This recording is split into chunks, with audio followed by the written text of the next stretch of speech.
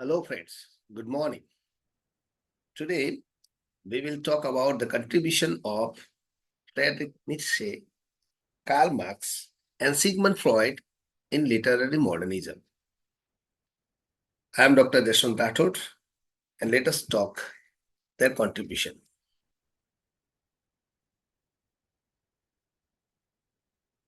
So, let us talk first of Nietzsche. Nietzsche was a German philosopher, a poet, cultural critic, and he was known for his profound influence on modern thought, scholarship, and literature. He influenced literary modernism through his innovative ideas, and specifically he criticized traditional value system of Europe and some ritualistic beliefs, or you can say religious beliefs. uh, he was against, and that's why let us know how he has influenced modernism. So these are his innovative ideas. Very important and very popular, very famous idea was God is there. He claimed that God is there. What does or what did he mean by proclamation or this claim that God is there?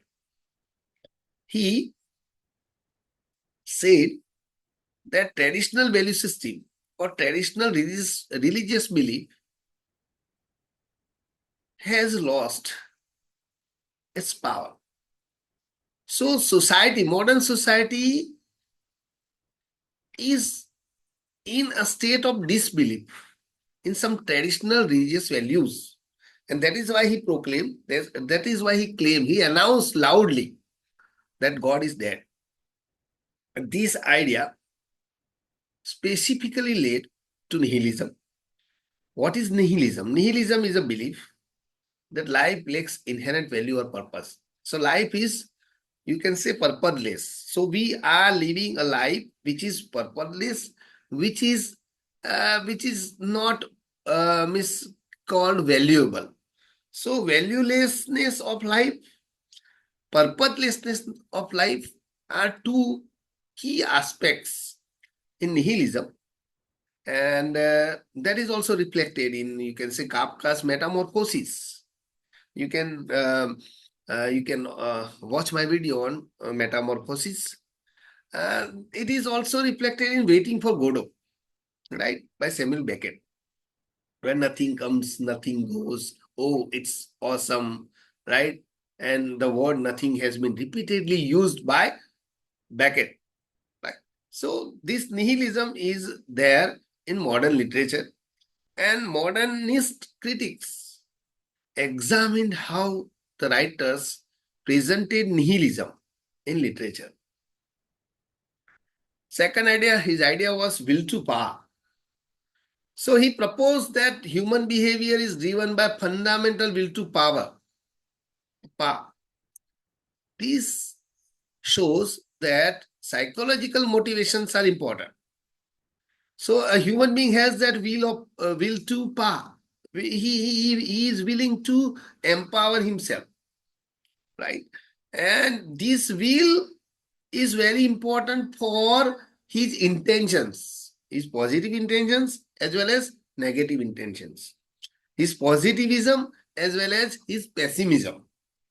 So modernism aims to explore deeper psychological dimensions in literary characters and how these literary characters explore their will to power. That is very important search in modern literature. And modernist scholars or researchers or critics, they try to find out, they try to explore this will to power in characters, in fictional characters, how these characters are represented and how their will to power enhances or accelerate them to do action. That's very important issue discussed in modernism. Then he talked about master slave morality. He divided two types of morality. Number one is master morality. In master morality, he said that it values strength and creativity. While in contrast, we have slave morality, and it reflects resentment, meekness, humility. So he was a critic of slave morality, and he thought it as a way to undermine human potential, right? So he was against slave morality. Then he has discussed about two opposing forces in art and life. And these two opposing forces are Apollonian and Dionysian. This Apollonian force, it represents order, logic, harmony. And the other one, Dionysian, it symbolizes chaos, passion, and instinct. Nietzsche believed that great art arises from the balance of these two forces. So whenever a great artistic creation is created, there is somewhat balance of these two forces. Then he provided us a concept of Ubermensch, or you can say Overman. He his concept, right? That means an ideal individual who creates their own values and meaning in life. And in this way, he transcends conventional morality. Modernism or modernist scholars or modernist critics were influenced by his idea, and he wanted to search or wished to explore how characters tries how a particular character tries to transcend conventional morality. How a character tries to cross the borders of conventional morality. That is very important issue in modern literature. His notion of perspectivism is also famous.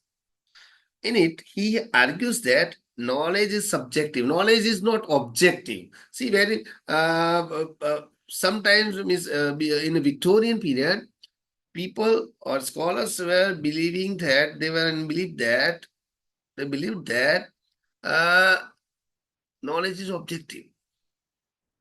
Means a writer writes objectively. It is the objective approach of a writer. While this fellow believes that knowledge is subjective. And it varies. Very important, very democratic idea. It varies based on individual experiences. So your truth is different from my truth. Your idea may be on same topic, same issue, but it may vary. It may differ from my idea.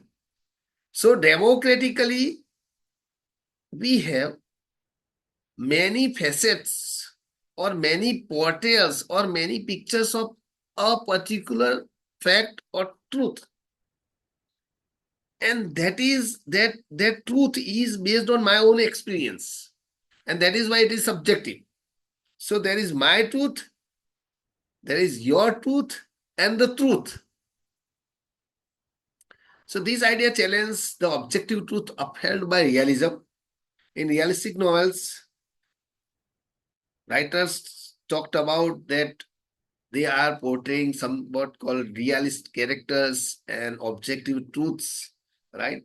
But this idea was opposed, that idea was contradicted by Nietzsche, and writers who were influenced by Nietzsche wrote how characters are reflections, or you can say they reflect their subjective ideas in literature. So, a very good work in James Joyce Ulysses, right, which exemplify this notion of perspective, right, and the character presents multiple ideas, multiple viewpoint in a single narrative. Aphorisms. Nietzsche's writing style is characterized by aphorism. Aphorism is a short, impactful statement, and it conveys deep psychological, philosophical insight, right? And Nietzsche was also a very good user of irony, right? And this irony helped him to reflect or to explore his self-conscious awareness, right? And this idea or this writing style uh, also influenced writers like T.S. Eliot and Ezra Pound. Discontinuity and chaos. Nietzsche's ideas about discontinuity and chaos resonate the modern literature's fragmented narrative. So modern narratives are fragmented, right? They are collages, or you can say collage of different fragments. So this basic idea of collecting different fragments and put them incoherently into a work of art or a work of literature, that idea is the impact of the writings of Nietzsche. So writers like Virginia Woolf, right? She employed the technique called stream of consciousness, very important technique, narrative technique. You must read about it. You must examine it. So his philosophy significantly impacted following modernist writers. There are three modernist writers I have taken examples of, right? So Joyce's Ulysses, Kafka, right? Kafka showed struggle against societal expectations in his literary works. He explored the themes of alienation and existential crisis, particularly in Metamorphosis. You can also watch my video on Metamorphosis. Then Eliot's poetry, particularly Wasteland, right? It depicts Nietzschean irony and fragmentation. It showcases modern world which is devoid of absolute truths, right? Then Joyce's Ulysses, it employs stream of consciousness technique, and it also employs Nietzsche's ideas on perspective and individuality. Now let us talk on Karl Marx, our next scholar. Marx is best known as the father of modern communism. He was a German thinker and a thought-provoking philosopher in economics.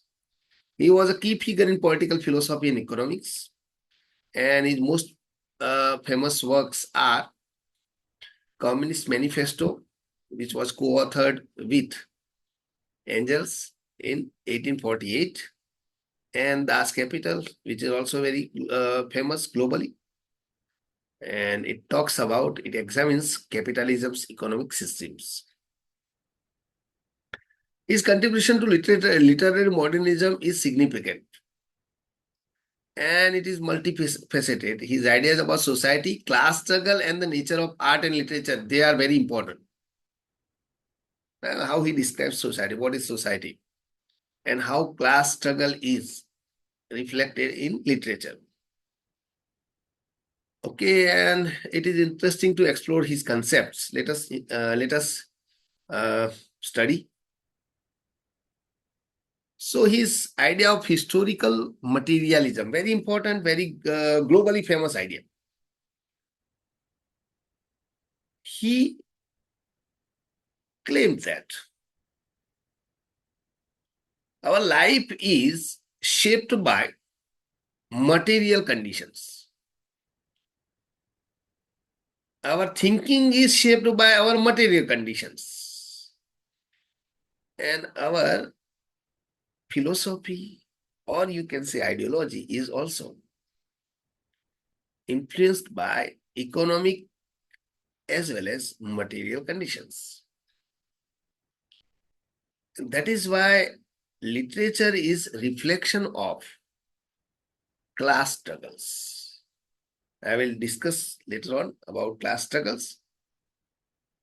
Literature is explorations of material conditions of characters and how these material conditions shaped the characters of protagonists or villains. Right? These important issues are very significant in studying literature. So, how economic factors shaped social structures is pertinent to understand.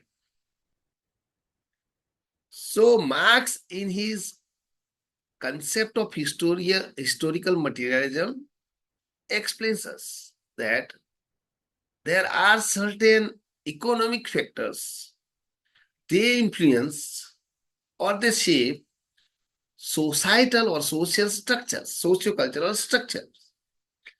And human being is a victim of economic as well as social structures, which is or which are influenced by economy, influenced by material realities of the world. So human relationships are always based on material conditions or economical conditions.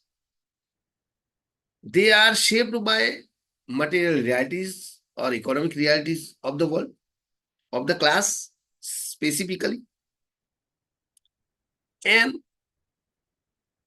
social status is an important zone of thinking whenever we think about relations.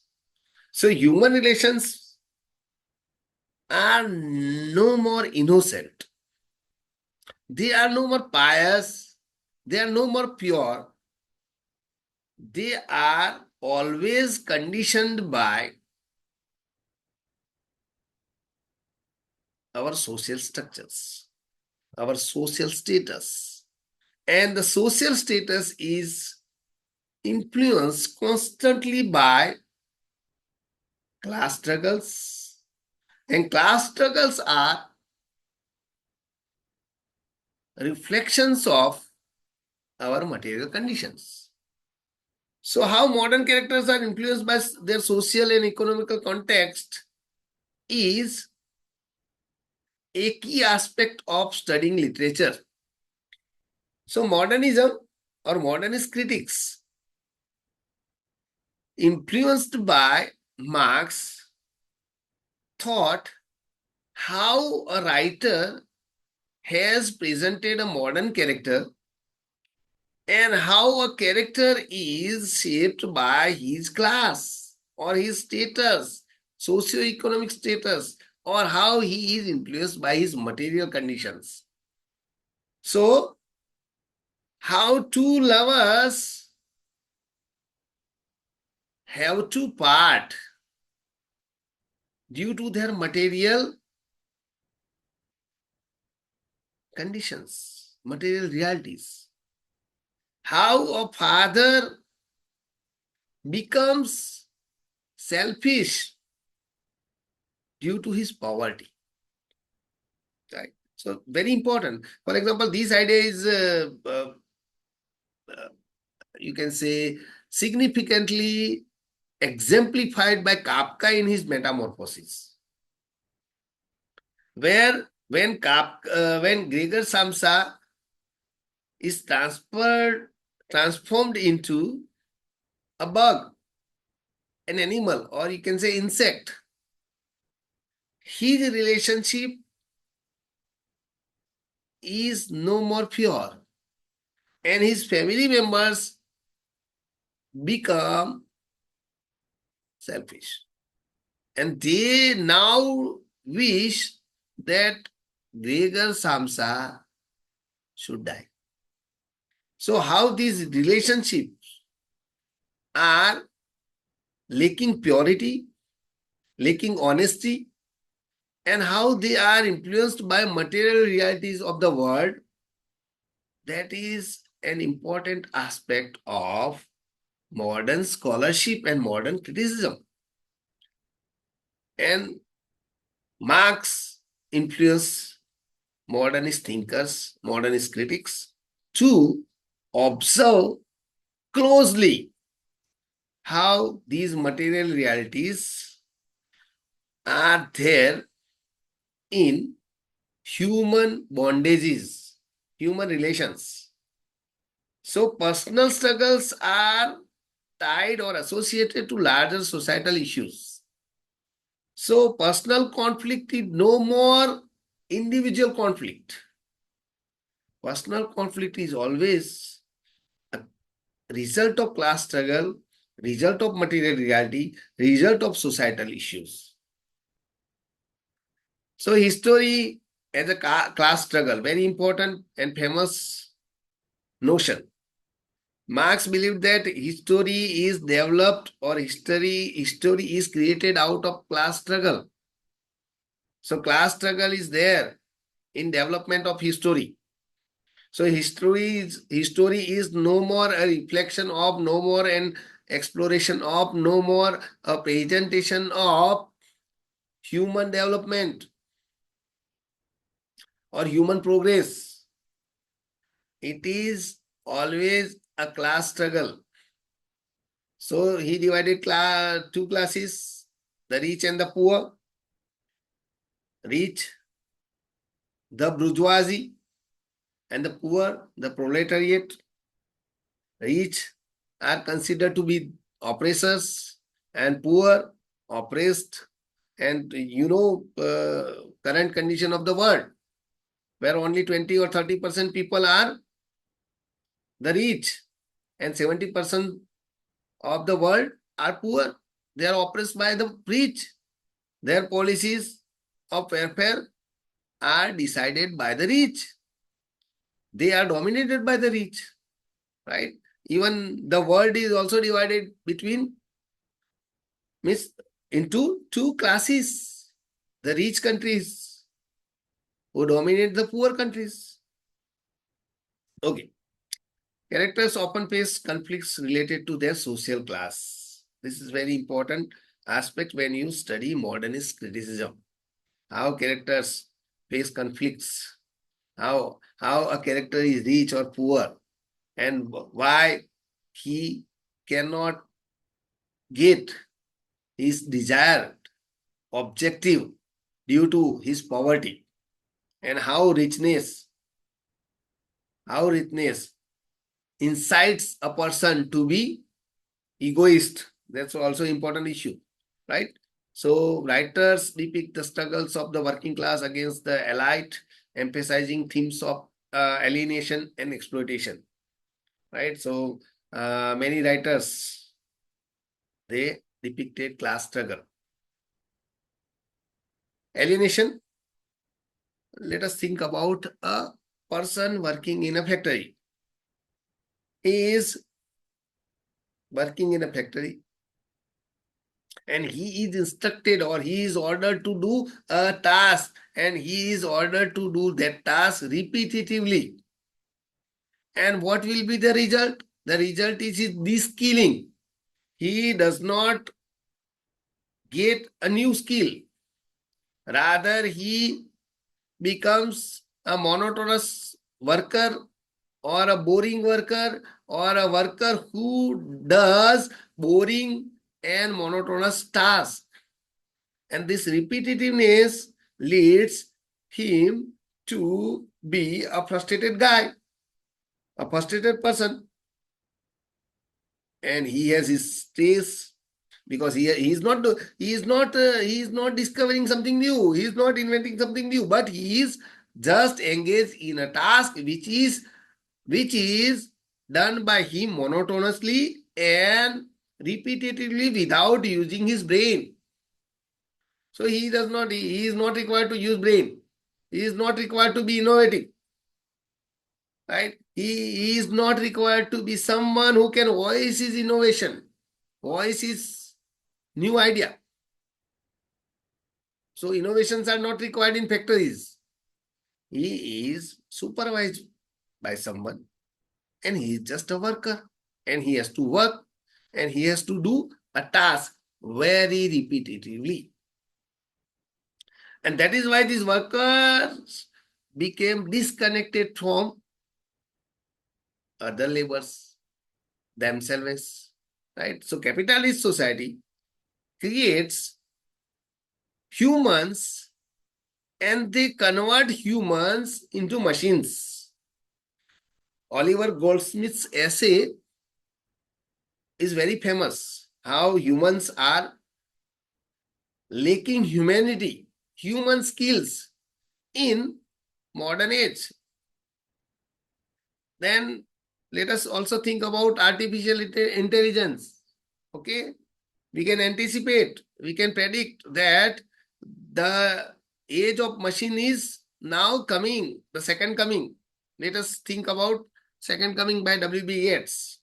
Right? Then the world will be populated by artificial machines, no human beings, or there may be more machines than human beings.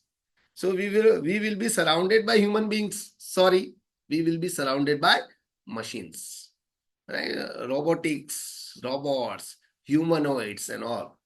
Right? What will happen to love? What will happen to desire? What will happen to you can say your material wishes, desires, and what will happen to your relationship? That's a basic question. Okay. Modernist literature frequently portrays characters who feel isolated or disconnected from society. Right. So this is the perspective on which critics, modernist critics, examine. Right. How characters feel alienated and how modern life is stressful, pitiful, and painful. So we have a good example in Sound and the Fury by William Faulkner, right? And the character's name is Gary Compson. Let me also tell you about the title of the Sound and the Fury. Sound and the Fury is a novel by William Faulkner, and the title of the novel is taken from Macbeth, Shakespeare's Macbeth. When Macbeth, after the death of Lady Macbeth, right, he says the soliloquy, right? Tomorrow and tomorrow and tomorrow, right? Life is but a walking shadow, poor player that frets and states is up on the stage, and then is heard no more, tale told by an idiot full of sound and fury. That Sound and Fury has become now the title of the novel by William Faulkner. Okay, Marx believed that ideology serves to maintain the power of ruling class. And he argued that art and literature cannot be separated. So they cannot be separated, number one, and they are constantly shaped by dominant ideologies. And these dominant ideologies are influenced always by material realities. So, modernist thinkers, modernist critics must examine work of literature which are shaped by values, and values are shaped by material realities of the world, right? And literature can be tool for social change. Marx believed that literature can be vehicle or a tool which can bring some societal changes, right? So literature can become, you can say, a remedy or a tool to bring some good changes in the world. Okay, these are the literary techniques influenced by Marx. Number one is fragmentation.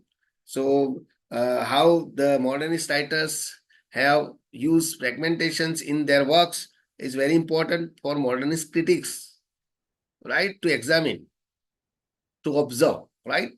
So, how modernist work. For example, you can say about Sound and Fury, you can say about the Wasteland, how they reflect the chaotic nature of modern life, right? Particularly, Wasteland is the best example, which reflect the chaotic nature of modern life, right? So, stream of consciousness, though it is, you can say it is a technique which is connected to our, you can say you can say uh, the mind, okay? But uh, this technique is also influenced by, or there, this is also encouraged, means to use of this technique is encouraged by Marx, who says that, or who claims that human realities are shaped by material realities. Human relationships are not innocent, and they are also based on material realities or material possibilities or material poverty of the world. Okay, satire is one of the important, you can say, aspect, uh, right, on which Marx become an influencer for the modernist thinkers, right? So he says that art can challenge the oppressive systems, and how the modernist work has used satire to reflect or to represent oppressive systems, right, inherent in society. So very important issue. The role of literature in societal change or social change. Marx viewed literature as a potential vehicle for social change, and he believed that writers would expose injustices and inspire revolutionary thoughts. Right? So he believed that writers have some good duties. Writers are responsible to bring change in the world. Right? So by explaining or by presenting social material realities, they can bring change. They can show, they can display, they can expose some oppressive structures of society. Now, this is my, you can say, innovative slide, and in which I think that you should think about Ulysses by Joyce, or James Joyce, you can say, and then Virginia Woolf's works, right? Then T.S. Eliot's poetry, right? How it presents sense of disillusionment, deception, right? How Virginia Woolf presents women characters, and how in Ulysses, James Joyce presents capitalist society, and how capitalism shapes the relationship of a family or of a human being to other members. Now let us talk about Freud. Freud was an Austrian neurologist, and he was also called the founder of psychoanalysis. He is known for his revolutionary approach to understanding the human mind. He was a prominent man or a prominent thinker who talked about mind. So from materialism to mind.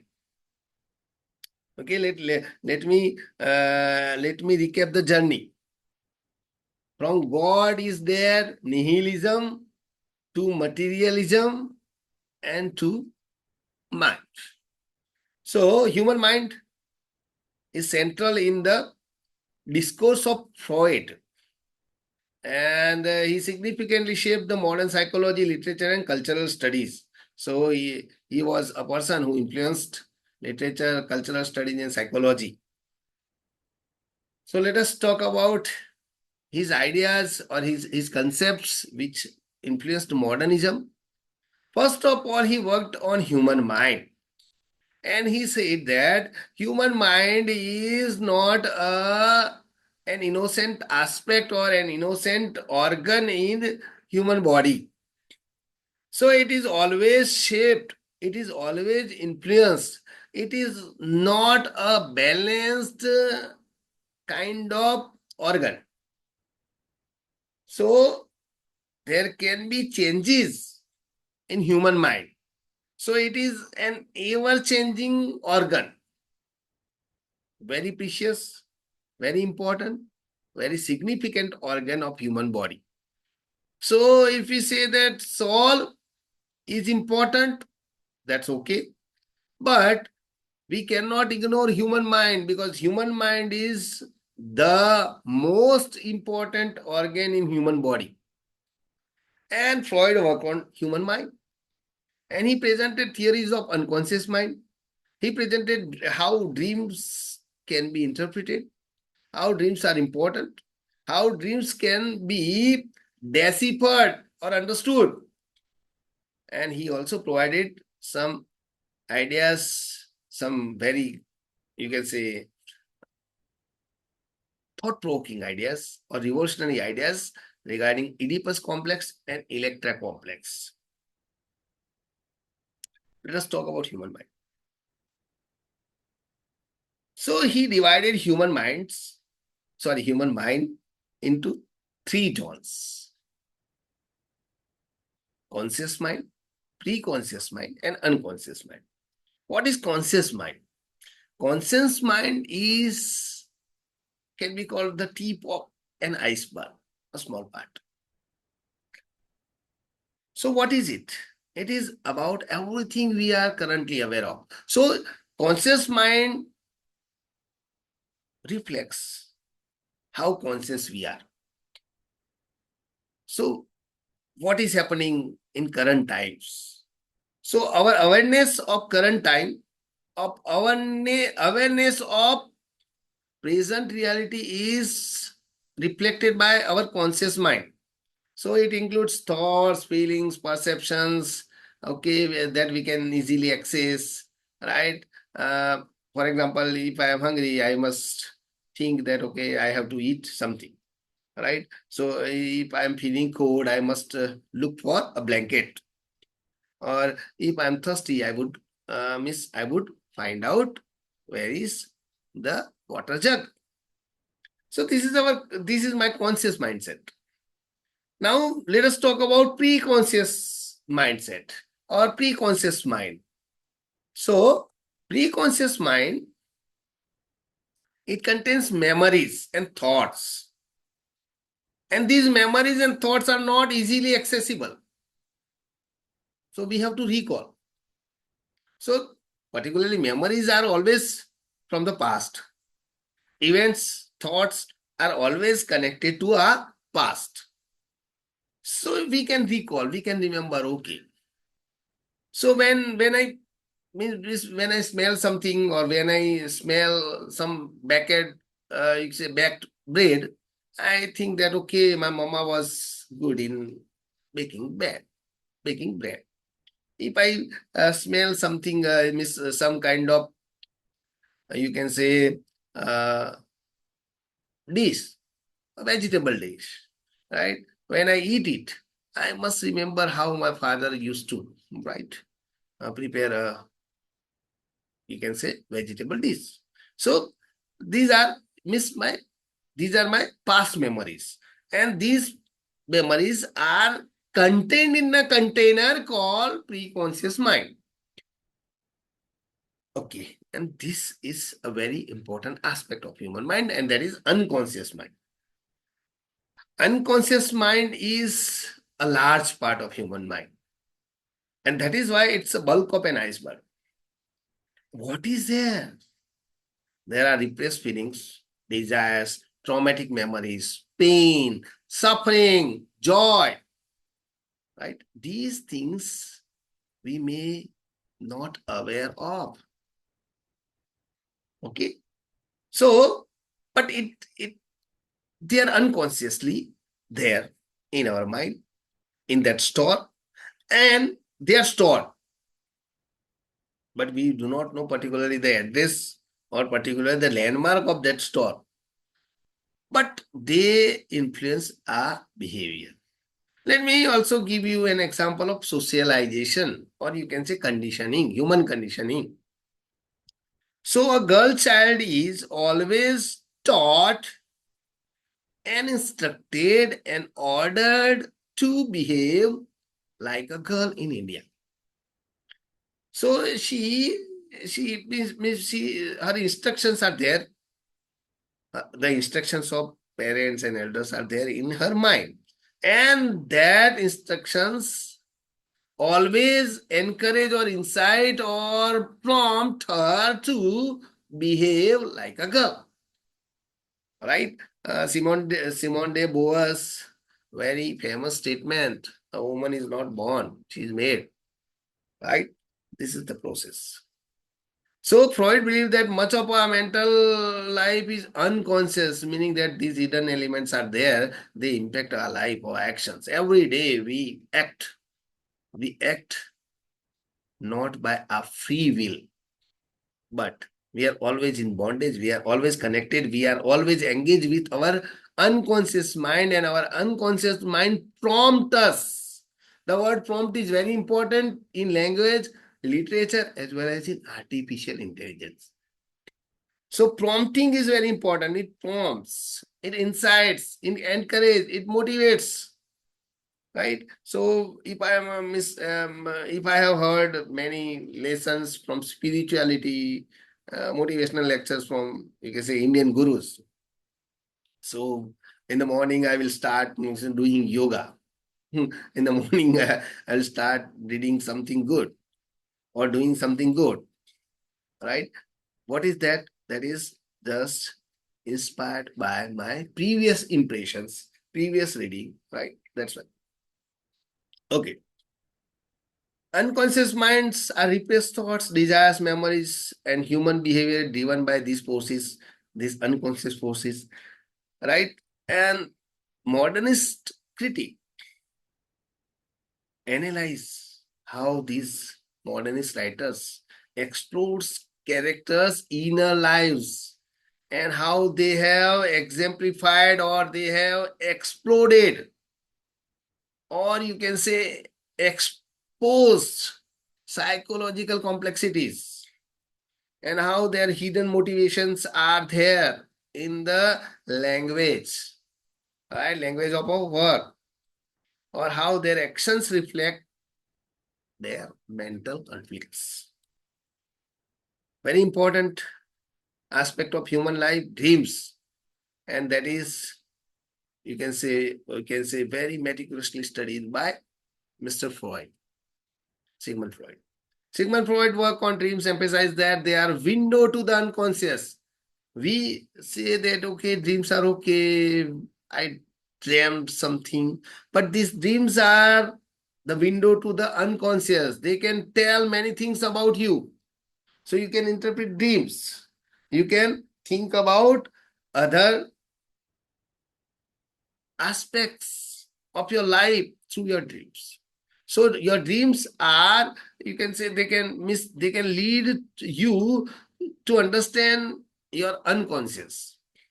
So your deepest desires, fears, pain, suffering, your stress, your trauma, oh my God, all you can think of, all you can interpret through your dreams. So dreams are way out, or dreams are something called a book of yourself from which you can get your unconscious desires, right? So they can be explorable, they can be explored according to Freud.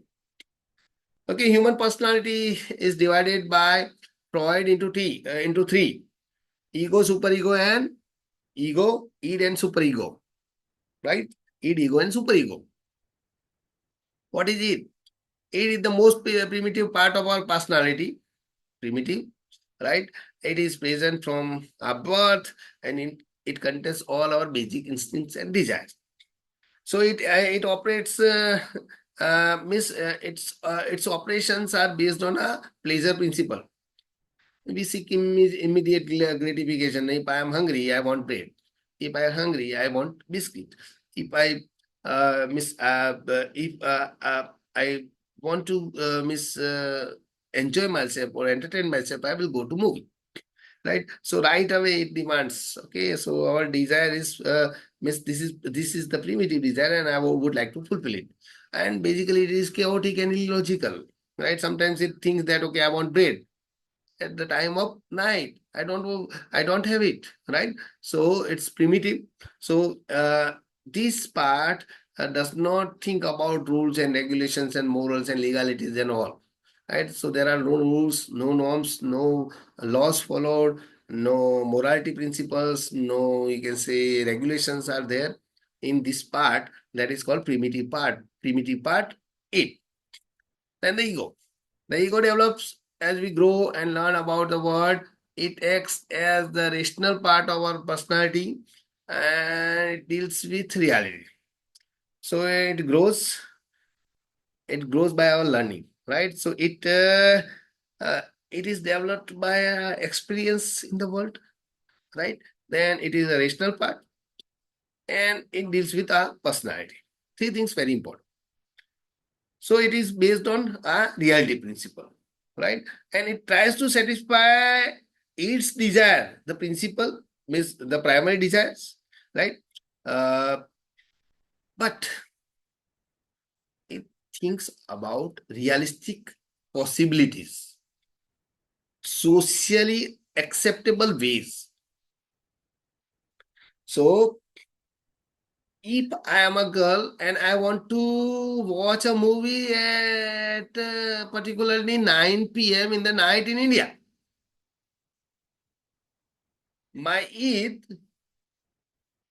says that okay, this is your pleasure principle and you must enjoy, right? Without considering morals, rules, regulations. This is my, you can say this is my primitive desire.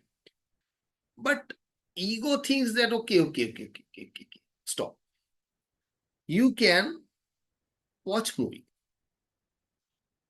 Okay, it may be your favorite movie, it may be the movie you wish to watch, but you cannot watch it in night at 9 p.m. in the theater. You cannot go to theater, right? And that's why you are girl, you cannot go out of your home at night. So it is not socially acceptable. It is not realistic, right? It is not, though you have a desire, but this desire cannot be fulfilled. So this ego tries to balance between what we desire primarily and what we can satisfy ourselves, right? What is appropriate or not, to be or not to be, right? So it is based on reality principle. It tries to satisfy the desire, but in realistic way, right? So one can miss a girl can watch the movie not in, you can say, in theater at the time of night. She can watch the movie in daylight, right? So next day she can move, right? This is socially acceptable, right? And that is why in India, I'm talking in context of India. So that is why the ego finds or tries to balance between your desire, primitive desire, and your reality. Your primitive desire and your socially acceptable norm. So desire is there, norm is there. Desire is there, law is there. Now let us talk about superego. Superego develops later in childhood when we learn from the parents and society. This is called the process of socialization. This is called the process of naturalization, right? So it operates on the morality principle. It aims for the perfection and judges our action based on internalized values. So we learn values, we learn norms, we learn laws, we learn rules, regulations, morality, society, God, religion, education, etiquette. These are all learned by us through the process of socialization or naturalization. So it can create feelings of guilt and shame when we do something wrong, right? When we do something which is not acceptable as per the society, right? So if I wish to do something uh, which is not good or which can be considered crime, I will feel or I will think that okay, I can steal something, but it is crime. If I will be caught, it will be crime, right? So the idea or the education or the learning of crime, right, it develops my superego, right? So it is superego is my moral custodian, right? He is my legal guru or social guru or moral guru, right? It directs me that, okay, so you can do this, you cannot do this. You do this, you cannot. So do and don'ts come from super ego. Freud has also talked about repression. Repression is very important aspect of human life. We repress. We repress. So he argues that society imposes certain restrictions on our human desires, and it leads to repression, and that repression can result in neurosis. Right? It creates internal conflicts in me, in human beings, right? And how modernism, right, tries to explore writings or works in which these internal conflicts were displayed, right? So modernist writers wrote about internal conflicts of of their characters, and modernist critics tries to find out how these characters were portrayed, keeping in mind their internal struggle, psychological conflicts, and how they were the creations of their own repressive desires. Right? So literature allows us authors to express repressed thought. Literature is also, you can say, a creation of authors' repressed thoughts. Very important, right? So authors' repressed thoughts, emotions, pain, sufferings are there, right? And they are reflected, they are expressed directly, indirectly, or overtly, covertly, or you can say implicitly into a work of art.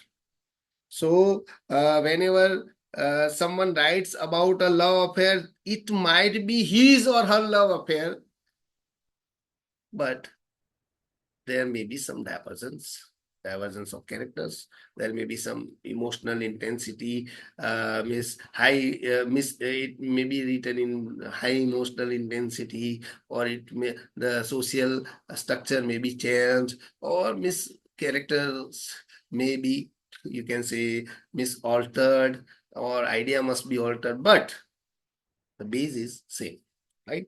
The base is a love story. Love story, personal love story can be converted into a book, and that book may be, you can say, very popular, right? So human desires, human expectations, human suffering, human pain, human trauma, human, you can say, repressions, these can be converted into literary pieces. These can be converted into poems, parodies, plays, novels, short stories, or you can, right? They can be expressed in literature. So literature may be the reflection, covert, implicit, direct, indirect reflection of persons' repressed desires. So modernist writers, Virginia Woolf, then T.S. Eliot and James Joyce, right? The three good examples. To the Lighthouse, right? Uses stream of consciousness, right? Technique, narrative technique. Wasteland, themes of disillusionment and fragmentation is there. In Ulysses, we have, you can say, a narrative technique that is called stream of consciousness, used by James Joyce. Okay, Freud has influenced how the modernist writers convey their repressed desires through symbols, and you can say covert symbols, implicit symbols. They use stream of consciousness technique, and that is why there is, you can say, there is certain fluctuations in dialogue, or you can say the person is moving into past and into present and into future, and these sudden actions are there in narrative. So exploration of unconscious mind, right? Someone is thinking about something in 1984, right? While he is in 2004. So modernism is influenced by Freudian ideology or Freudian philosophy or Freudian scholarship, right? And that is why one must, modernist critics think about how, what is the role of psychoanalysis in literature, how we can uncover hidden truths about individual. Psychoanalytic theory is born,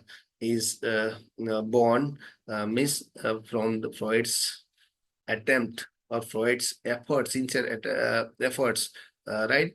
And that is why we have, you can say, psychological theory, right? Or psychoanalytical theory. Yeah, from this perspective, we can also interpret a text, right? So one can interpret John Keats psychoanalytically, right? Literature as a tool for self-exploration and understanding of human mind, right? How literature can be, can explore or expose human desires, right? And we have also exploration of internal conflicts in the context of societal norms, personal identity and moral issues. These are all explored in a work of art or in a work of literature, right? So modernism or modernist thinkers or modernist scholars or modernist critics try to explore how a character is facing internal conflicts and how he is, you can say, he is inspired by or he is depressed by societal norms, and how his personal identity is created by, personal struggle is created by, personal, you can say, desires are stopped or you can say prevented by or replaced by some societal or socio-cultural norms, rules, regulations. Let us last. This is my last slide, and let us summarize contribution of Freud, Marx, and Nietzsche. Nietzsche talked about nihilism, God is dead. Marxist literary theory, right? It is developed, right? And Marxist literary theory analysis how material realities shape literature, right? How authors are no more innocent, right? They can also portray class struggle. They are also victims of class struggle. They are also, they can also explore class struggles they faced, or they can also try to change the world and talk about equality in the world. Freud Freud has talked about human desire, dreams, operations, you can say repressions, and how Oedipus complex, a very important theory. You can learn about Hamlet, how Hamlet is a victim of Oedipus theory. So Oedipus complex, right? So I haven't covered Oedipus and Electra complex here, but I hope that you will learn more. And actually, education is learning, and one must explore and explore and explore. So with this, I thank you so much. Three things are to be requested. Number one is to like, to share, to subscribe. Thank you. Thank you so much.